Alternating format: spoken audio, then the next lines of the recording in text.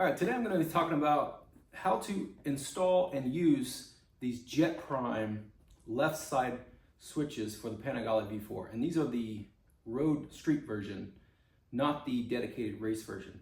So you're going to retain the factory indicator switches and lights and things like that, but you can toggle to the menu buttons.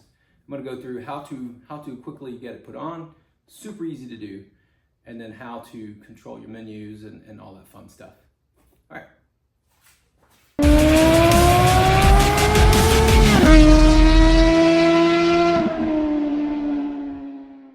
All right, so first things first, let's talk about what comes in the box. So you may or may not have an Aprilia sticker. Obviously this is a Ducati, but that's just because they're a sponsor. So what comes in the box is very simple. Mine's not in the box because it's already mounted, obviously, but it'll be included there. And you should get a little novelty keychain, Jetprime keychain. And then you're gonna get this little baggie of push pin colored buttons. And this allows you to really, create whatever color combination you want here. These just push in. Now there are some that are already set. Believe maybe these blue ones were, I can't remember, but I think these blue ones were already set. But you can pop these out and change them if you want. So you can customize the layout of your switches. Just drop that over to the side. And as you see, there are 5 buttons on the front side and there are 3 buttons on the back side. So this top button in standard mode, this top one's gonna be your headlights, your bright lights.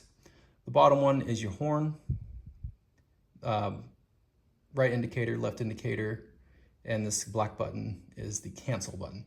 And again, this might not be black for yours. You can change it to whatever color you want, but that middle one is cancel for the indicators.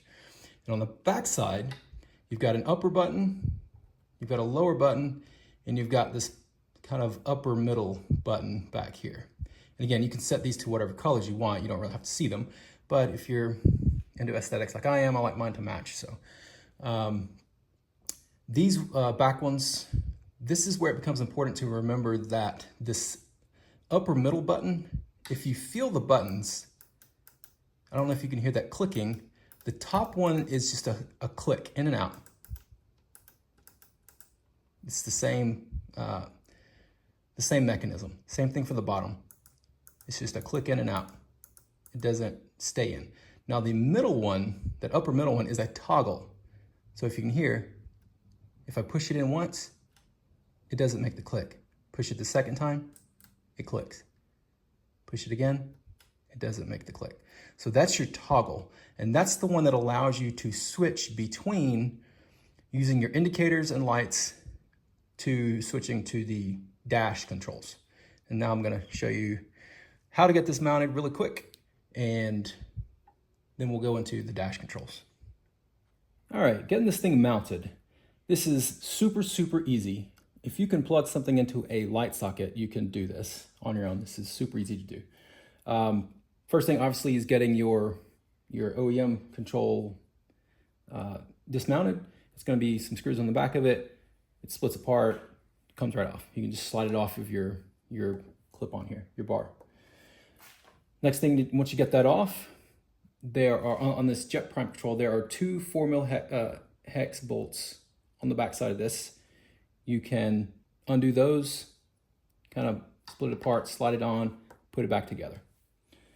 Now, the cable coming out of the bike, this is what would unplug from your OEM switches. It's just a single connector. You're gonna use a little pick, something to get in there, pop that little tab, pull it out. Simple as that. Now this little box and this cord, this is what's coming from the Jetprime controls. Inside this little box, Jetprime has included some circuitry and wiring that translates the commands coming from these controls into what the bike expects. So you do have to have this. Obviously, you can't take it off, but route it through here so that you can tuck it away somewhere nicely so it's out of the way. You're not gonna get it bound with suspension compressing or your steering, anything like that. Make sure it's in a safe place where it's not gonna get caught up. Next thing you're gonna do is just take the cord coming from the bike that was plugged into your previous controls, plug that straight into the box. Simple as that. Now you're wired up. Tighten these bolts down, get it positioned where you want. Make sure you kind of get a feel for it. You may want to sit on the bike, kind of get a feel where your hand goes, and so that you can reach the controls easily. Other than that, that's all it is. As simple as that. There's no programming. It's all plug and play. All right, so let's go into actually using the buttons, the switches here. So starting with the left and right indicator buttons, in this particular mode, we're going to control the dash here. So on the left side, this controls, the indicator buttons control the left side. I can scroll up and down. If I want to go into a particular, like the setting menu, hit the middle button. In my case, it's the black button. Go into that, toggle up and down, and enter again to exit. If I want to, say for instance, turn the lap timer on, I just hit the button there, it's on. Okay.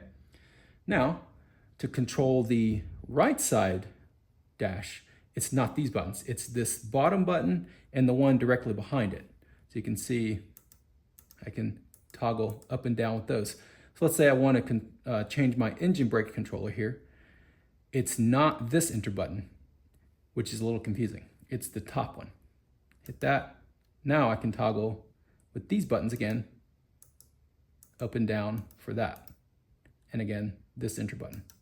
So it's a little confusing. You got to get used to that. But that's essentially how you control all of the dash functions. Now, how do I go back to using my indicators and lights and things? Remember, I mentioned this toggle switch. That is how you go back and forth between those two different functions. So I toggle that. Now when I hit my indicator, that's my blinkers on. I don't have blinkers on. I don't have indicators hooked up to this bike, but so that's why it's flashing fast. But that's how you work that. Cancel. That's the left one. Cancel. Brights and horn. So there you have it. How to use the Jetprime left-hand switches for the street. How to get them installed. Very simple to use, plug and play. Great product. Very solid. Recommend these over the OEM switches, or if, in the case you just want to take your OEMs off to protect them in case you do have a mishap. These are a great alternative. All right, guys. Thanks for watching.